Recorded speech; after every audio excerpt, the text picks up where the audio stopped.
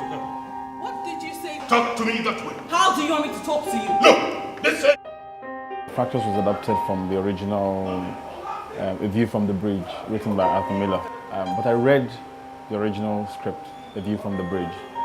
I read it just out of curiosity, just to see the premise, the motivations for the writer, the setting, and to see some of the characters there and how, in the adaptation, how they have evolved. It was mostly bringing it forward into the current times, making it contemporary. So we had to remove a lot of references that were not really related, one to the time and two to the culture. Mikey called me and said that our cousin has arrived. Really? Oh yeah. Angelique! What's happening? Your cousin has arrived! When? Where? Mikey called me just as I was about leaving the office and he says that their flight landed. Did he see them? No. Fractures is a very relevant play. It speaks to issues of immigration, family ties, and the danger when love becomes control. I think that issues are very, very pertinent today. With immigration, for example, given the recent Brexit situation and the Trump election and the campaign on which he ran, these are also issues that are very, very timely and to an extent influence our revisiting Fractures.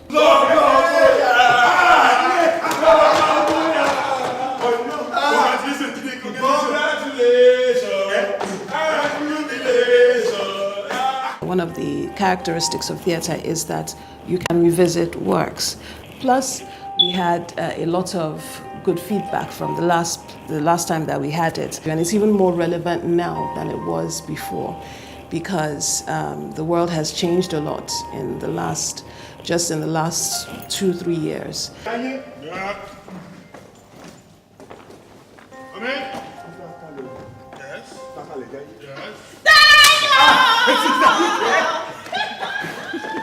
Welcome. This is my husband, Idris.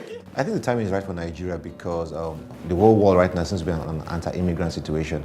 And also given the problems in Nigeria, the idea of escaping, going to greener pastures is actually much more pertinent now.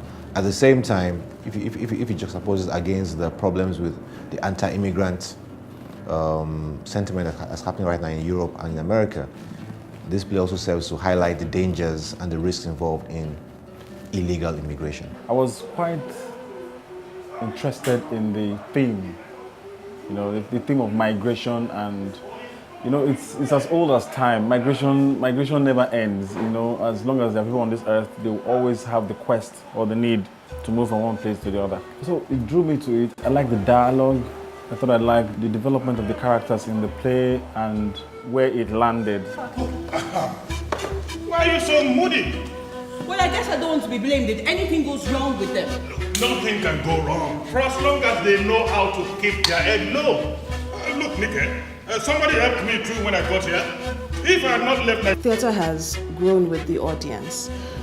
We've been able to go from doing what our parents enjoyed to bringing issues that are more relevant to audiences today to the stage. I think the Nigerian audience has actually been very receptive to theatre. If anything, I would say we're actually in a theatre boom right now.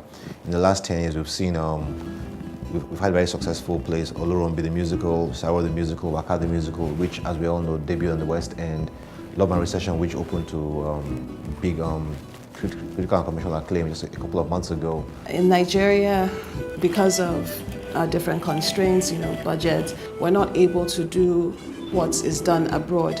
Abroad, you have shows that run for weeks, months. What we want to do is to try and come back with that Broadway culture in a way, bring it to Nigeria. Of course, we can't do it immediately, so we're doing it, starting in small steps. Tell me what? What are you telling me? What is it? What is it? Read it. When did you make this application? Right now, this recession has made it very hard to secure financing for our shows. So what we've done is we've become more creative in the way we raise money. Most shows up until this recession hit were funded through sponsorship, really, because ticket sales really don't cover the cost of your production. Well, I thought that it would be a good... And you did not think it was right for you to consult me before making such a big decision as this? Oh, come on, ID. She don't want... There was no challenges in trying to adapt it to suit here because I've heard stories, I've interacted with people who have lived abroad, and I've felt a sense of connection with the tragic protagonist of the play, Idris.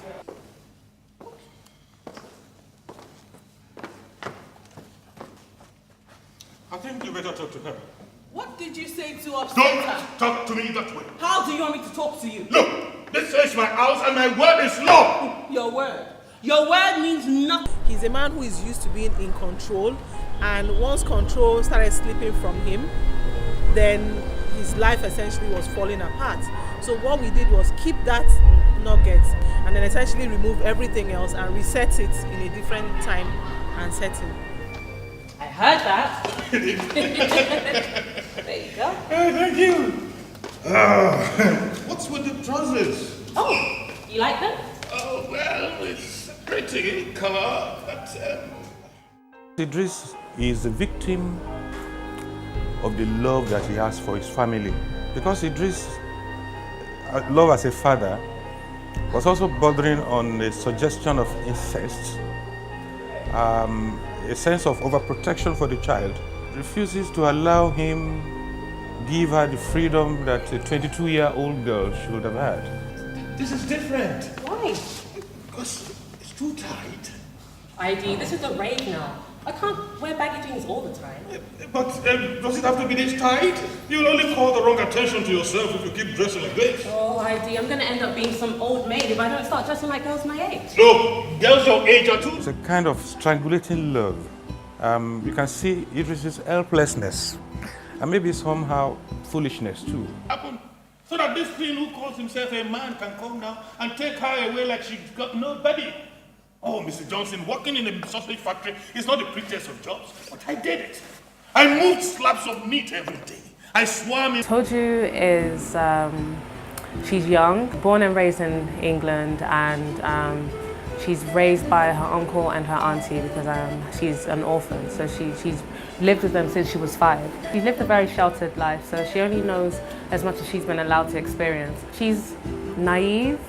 She's sweet, she has a really pure heart. She sees the good in everyone. It's quite refreshing to play just an innocent, calm person that needs to be guided by outsiders rather than her choosing to live her own life and coming to her own decisions. She's very willing to listen.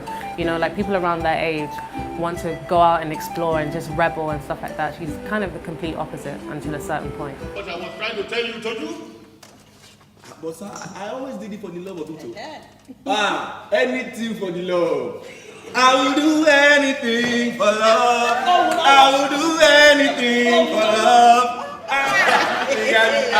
Just give me 1 week, 5 working days, I'll brush your skills up sharp. I play Jide, who is a immigrant into the UK. Typical Oluwole street urchin, more or less. You know, so he comes to the UK courtesy of the help of one of his mentors, street mentors, who is Dio, played by Patrick Diabwa. They have a family to, spend the time with, to squat with out there in the UK whilst they look for, quote unquote, the Nigerian dream of going to greener pastures. And then he finds an interesting female and he has something to do with her. Done it! Well, what can one do but adjust to every situation one finds himself? So how is the savings coming along? It's not bad, it's not bad.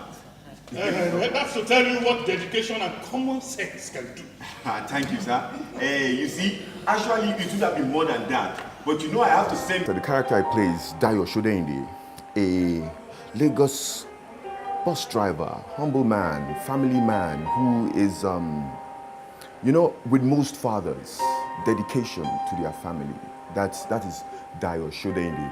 And what brings him to London was the fact that he had an ailing child whom he needed to raise money for badly. By day, which is 5 months from now. Strong girl. Bros, you need to see her. I'm telling you, sometimes one doesn't even know the little girl is ill. How can anyone forget that a little girl of about 5 with a hole in her heart is sick? It is shocking. I play Nika. Nika is the wife to Idris. What fascinates me about Nika is her want and her need to keep her home, to keep her family. The fact that she stands by her husband despite all the crazy stuff that he does. Like if I am still your wife or not, because you're sure not acting like it. I have not been feeling well since they came here.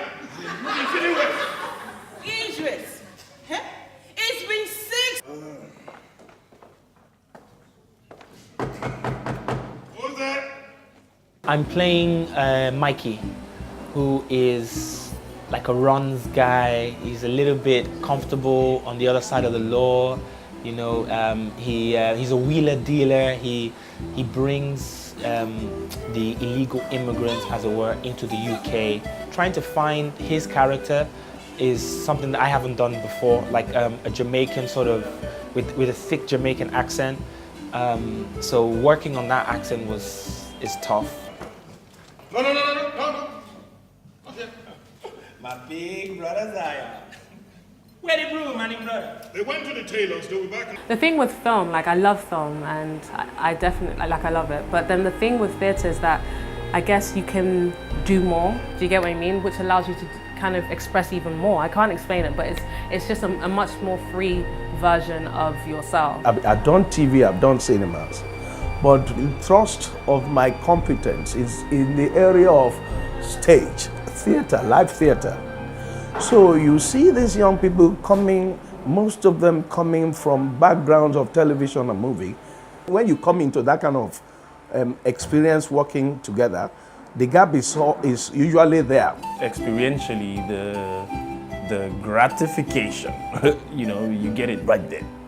You judge yourself or you shoot yourself right there. But in film and television, we have a director, we have cut, we have edit, we have post, we have all that stuff to hide behind. You can remain an image, that actor guy, but theater brings it closer. Yeah, and I'll always do it again, whether it pays well or not. Uncle doubting you all the time. He's the only father I have. Okay. So, open your ears, I listen to what you're saying now. I mean, if it wasn't so bad, I wouldn't be here myself. Look, babe, the struggle is real.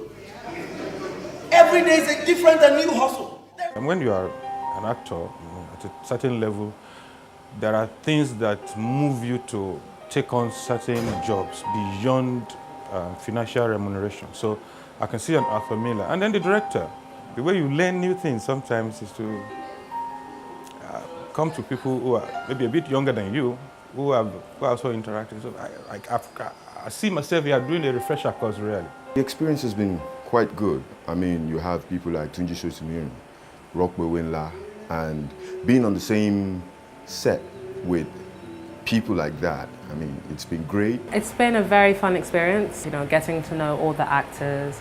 The director, Kenneth, is just really fun to work with. He's very calm, he listens, and he ensures that all his actors are comfortable, and yeah, he just does what he needs to do to ensure that he brings out the best in all his actors. He's a respectable person. He listens to people. Even though he's a director, he still listens to his actors if there are any loopholes. He brings into the play something that you cannot physically see in the play and enhance the thought process of the writer in a way that you give it some kind of completeness. In the character analysis and in the development of the characters, we have people try out 4 or 5 different ways to play one role, and then we pick the best fit. We don't just let you come with one and then it sits there. It's too easy. Look, bastard. Look, how dare you! Go, please, just go! You will pay for this. I assure you will pay for this. Get out of my way! And we do a series of exercises to help with concentration, to help with character development, to help with team spirit as well.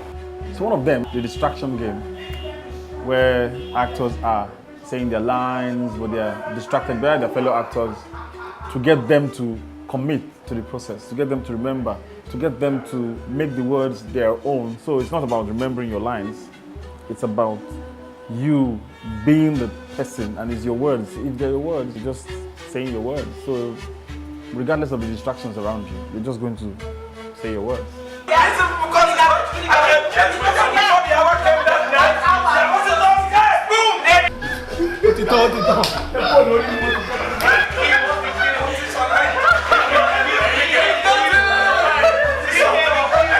Ibukun, who is the production manager, very organized.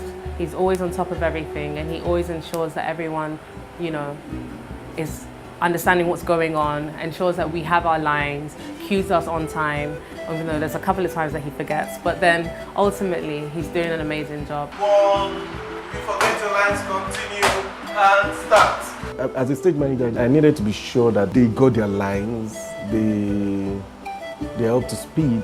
Because when I first started stage management in school, you know, when I did Moremi and some plays, I always get very angry, you know, that you are coming late for my rehearsals. But you know, when I stage manage bigger shows, even though you want to get angry because job needs to be done, but sometimes you need to really calm yourself down as a stage manager, because if you're not careful, you transfer aggression to the actors, and when you transfer the aggression to the actors, you don't get the best of them.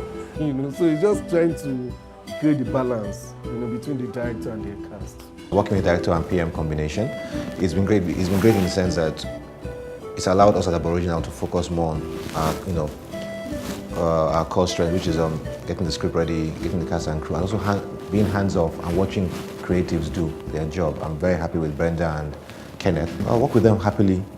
Again, they're very professional. It's one of the most interesting plays I've done in one stretch of a year. When I say interesting, in terms of the build-up to the play, we had a series of workshops in trying to develop the play, and in my interactions with the actors and the feedback we've gotten, the contributions they have made so far for this project to be where it is today is phenomenal. You can't quantify. Oh!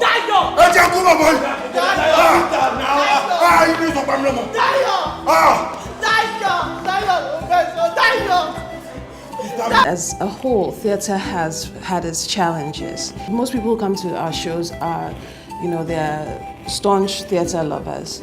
But as far as, you know, going outside of that circle, it's been difficult to grow the theatre audience. But as an art, as a creative work, I think that theatre is improving in Nigeria.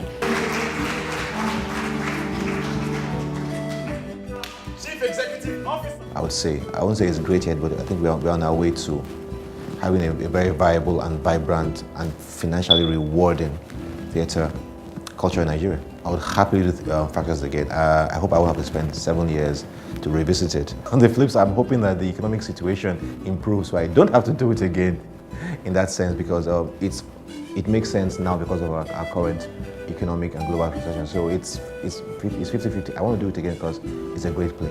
But I don't want to do it again in these circumstances. So there's a part of me that's commercially inclined, there's a part of me that's socially inclined. I hope to do it again, but with a different twist.